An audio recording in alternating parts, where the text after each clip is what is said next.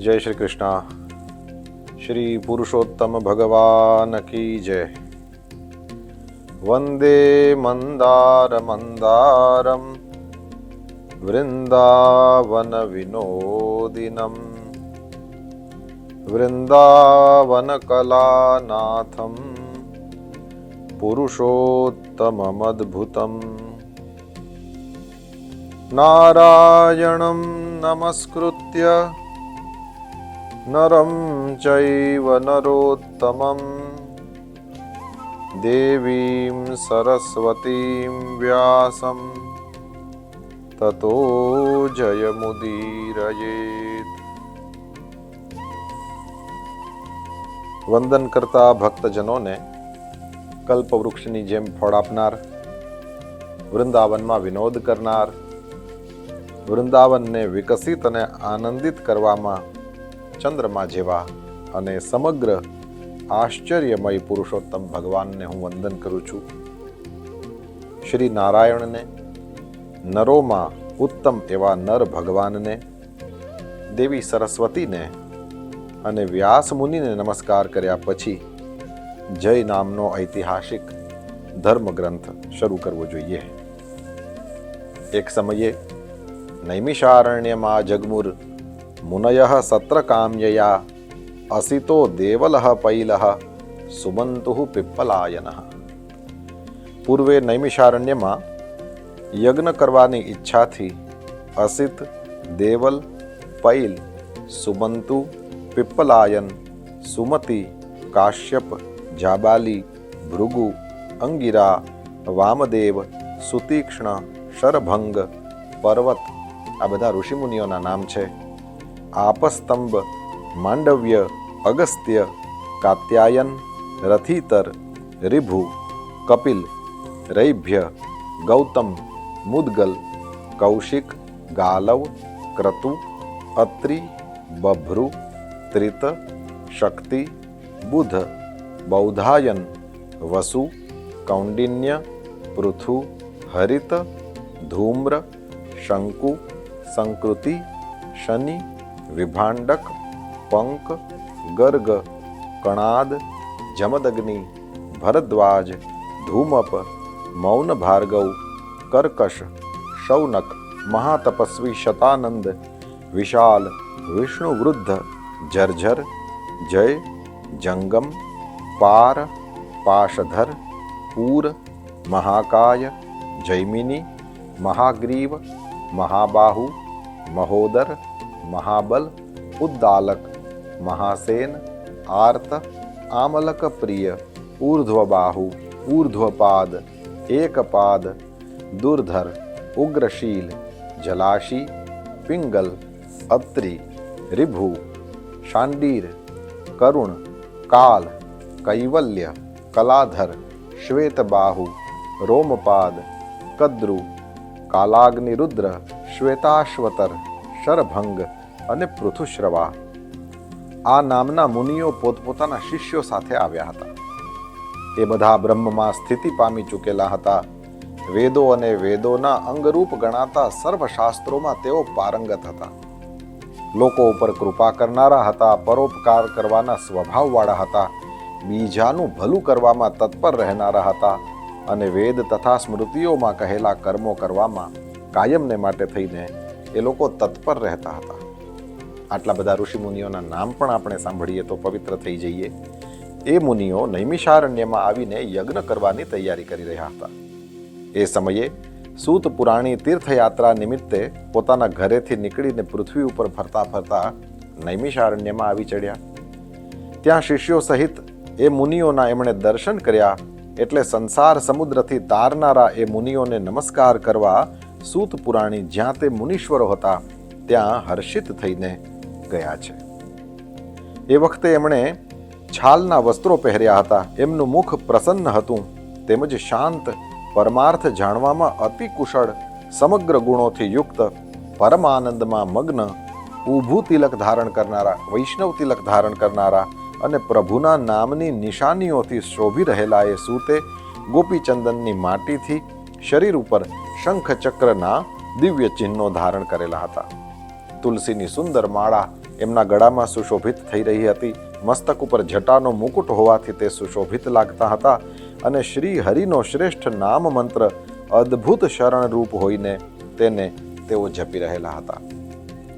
સર્વશાસ્ત્રોના અર્થ અને સારને જાણનારા, સર્વ લોકોનું હિત કરવામાં તત્પર, જીતેન્દ્રિય, ક્રોધ જીતનારા, જીવન મુક્ત, જગતના ગુરુ શ્રી વ્યાસમુનિના કૃપાપાત્ર અને વ્યાસમુનિ જેવા જ અત્યંત નિસ્પૃહ તે સૂતને ત્યાં આવતા જોઈને નૈમિષારણ્યના એ બધા મહર્ષિઓ એકદમ ઊભા થયા અને જાત જાતની અદ્ભુત કથાઓ સાંભળવાની ઈચ્છા રાખીને એ સૂતની ચારેય બાજુએ વીંટળાઈ વળ્યા. પછી સૂતે પણ વિનીત આત્મા કહે છે વિનયયુક્ત થઈને હાથ જોડીને તે સર્વ મહર્ષિઓને એમણે વારંવાર દંડવત પ્રણામ કર્યા. બદ્ધાંજલિ પુટો ભૂત્વા નનામ દંડવન્મુહુઃ. ઋષય ઊચુઃ. પછી તો ઋષિઓ બોલ્યા, હે સૂત મહાભાગવતો ભવાન. હે સૂત પુરાણી, તમે તો બહુ મોટા ભગવાનના ભક્ત છો. તમે ખૂબ લાંબો કાળ સુધી જીવો. અમે તમારા માટે આ અતિ સુંદર આસન ગોઠવી મૂક્યું છે, એના ઉપર હવે તમે બેસો. હે મહાભાગ્યશાળી સૂત, તમે થાકી ગયા હશો. એમ કહીને બધા બ્રાહ્મણ તપસ્વીઓ પોતપોતાના આસને બેઠા. એટલે સૂત પુરાણી પણ સર્વ મુનિ સમુદાયને તપની વૃદ્ધિ વિશેનો કુશળ પ્રશ્ન વિનયપૂર્વક પૂછીને એ ઋષિઓએ બતાવેલા આસન ઉપર આનંદથી બેઠા. એમ સૂત પુરાણી સુખપૂર્વક બેઠા. એ પછી એમને વિશ્રાંતિ પામેલા જાણીને ઋષિઓએ પવિત્ર કથાઓ સાંભળવાની ઈચ્છાથી આવું વચન કહ્યું છે. ઋષિઓ બોલ્યા છે, સૂત મહાભાગ, ભાગ્યવાન અસી સાંપ્રતમ, પારાશર્ય વચો હાર્દમ ત્વમ વેદ કૃપયા ગુરોહો. હે સૂત પુરાણી, હે મહાભાગ્યશાળી સૂત, હાલમાં તો તમે બહુ ભાગ્યશાળી છો, કેમ કે ગુરુની કૃપાથી વ્યાસ મુનિના વચનનું તમે રહસ્ય જાણો છો. હે વ્યાસના શિષ્યોમાં શિરોમણી, તમે સુખી છો ને? આજે લાંબા સમયે તમે વનમાં કેમ દેખાયા? તમે પ્રશંસા પાત્ર અને પૂજ્ય છો. હે મહાભાગ, આ અસાર સંસારમાં હજારો સાધનો સાંભળવા લાયક છે. તેમાં જે સાધન વધારે કલ્યાણકારી, અતિશય નાનું, સારરૂપ, શુભદાયક અને સંસાર સમુદ્રમાં ડૂબતા મનુષ્યોને પાર પહોંચાડનારું તમે તમારા મનમાં જે નક્કી કર્યું હોય એ અમને કહો. અજ્ઞાનરૂપ અંધકારને લીધે આંધળા બનેલા લોકોને જ્ઞાનરૂપ નેત્ર આપવામાં તત્પર રહેનારા હે સૂત, સંસારરૂપ રોગને મટાડવામાં રસાયણ સમાન શ્રી હરિની લીલારૂપ રસથી યુક્ત અને પરમાનંદ એટલે કે મોક્ષપદનું કારણ જે કોઈ કથા સાર હોય એ આપ અમને જલ્દી કહો. હરિલીલા રસોપેતમ પરમાનંદ કારણમ એવં પૃષ્ટઃ શૌનકાદ્યૈઃ સૂતઃ પ્રોવાચ પ્રાંજલિઃ. શૌનકાદિ મહર્ષિઓએ આવી રીતના કથા સાંભળવા માટે પૂછ્યું તો સૂત પુરાણી બે હાથ જોડીને બોલ્યા છે. કહે છે, હે મુનિઓ, તમે બધા સાંભળો, હું અતિ મનોહર વૃત્તાંત કહું છું. હે બ્રાહ્મણો, પ્રથમ તો હું પુષ્કર તીર્થમાં ગયો હતો. જુઓ, આપણો પુરુષોત્તમ માસ એ શરૂઆતથી જ અત્યંત પવિત્ર ઋષિમુનિઓના નામ સાંભળવાથી શરૂ થાય છે. આપણા કાન, આપણું મન, આપણું જીવન પ્રસન્ન થાય, પવિત્ર થાય. હવે આપણે અલગ અલગ તીર્થોના નામ શ્રવણ કરવાના છીએ. સૂત પુરાણીની સાથે આપણે પણ મનથી યાત્રા કરીએ. જે તીર્થમાં તીર્થયાત્રા કરી આવ્યા હોઈએ ત્યાં વંદન કરીએ. હે બ્રાહ્મણો, પ્રથમ હું પુષ્કર તીર્થમાં ગયો હતો. ત્યાં પવિત્ર ઋષિઓ, દેવો તથા પિતૃગણોને તૃપ્ત કર્યા પછી ત્યાંથી પાપરૂપ બંધનનો નાશ કરનારી યમુના નદી પર ગયો હતો. પછી બીજા તીર્થોમાં પણ અનુક્રમે જઈને હું ગંગા નદી પર ગયો હતો. ત્યાંથી કાશી જઈને પછી ગયા ક્ષેત્રમાં ગયો હતો. ત્યાં પિતૃઓનું પૂજન તર્પણ કરીને ત્યાંથી વેણી અને કૃષ્ણા નદી પર ગયો હતો. ત્યાં સ્નાન કર્યા પછી ત્યાંથી ગંડકી નદીના કિનારે પુલહ ઋષિના આશ્રમમાં ગયો હતો. પછી ધેનુમતી નદીમાં સ્નાન કરીને, ગોમતી નદીમાં સ્નાન કરીને ત્યાંથી સરસ્વતી નદીના કિનારે ગયો હતો. હે બ્રાહ્મણો, ત્યાં હું 3 રાત્રિ રહ્યો હતો. પછી ત્યાંથી ગોદાવરી, કૃતમાલા, કાવેરી, નિર્વિંધ્યા, તામ્રપર્ણિકા, તાપી, વૈહાયસી, નંદા અને નર્મદા નદી ઉપર હું ગયો હતો. ત્યાંથી ચર્મણવતી નદી પર જઈને પછી હું સેતુબંધ રામેશ્વર તીર્થમાં આવ્યો હતો. ત્યાંથી શ્રી નારાયણના દર્શન કરવા માટે થઈને હું બદ્રિકાશ્રમ ગયો હતો. ત્યાં ભગવાન નારાયણના દર્શન કરી, તપસ્વીઓને વંદન કરીને એ નારાયણ દેવની સ્તુતિ કરીને હું સિદ્ધ ક્ષેત્રમાં આવ્યો હતો. ઉત્તર ગુજરાતમાં સિદ્ધપુર છે, ત્યાં આવ્યો હતો. એમ ઘણા તીર્થોમાં ફરતો હું કુરુ દેશમાં તથા જાંગલ દેશમાં જઈ ચડ્યો અને ત્યાંથી પછી હસ્તિનાપુર ગયો હતો. હે બ્રાહ્મણો, ત્યાં મેં સાંભળ્યું, તત્ર શ્રુતમ વિષ્ણુરાતો રાજ્યમ ઉત્સૃજ્ય જગમીવાન. હે બ્રાહ્મણો, ત્યાં મેં એવું સાંભળ્યું કે પરીક્ષિત રાજા રાજ્ય છોડીને અનેક ઋષિઓની સાથે મહાપવિત્ર ગંગાના કિનારા ઉપર ગયા છે. ત્યાં સિદ્ધો, યોગીઓ અને સિદ્ધિરૂપ ભૂષણોવાળા દેવર્ષિઓ આવ્યા છે.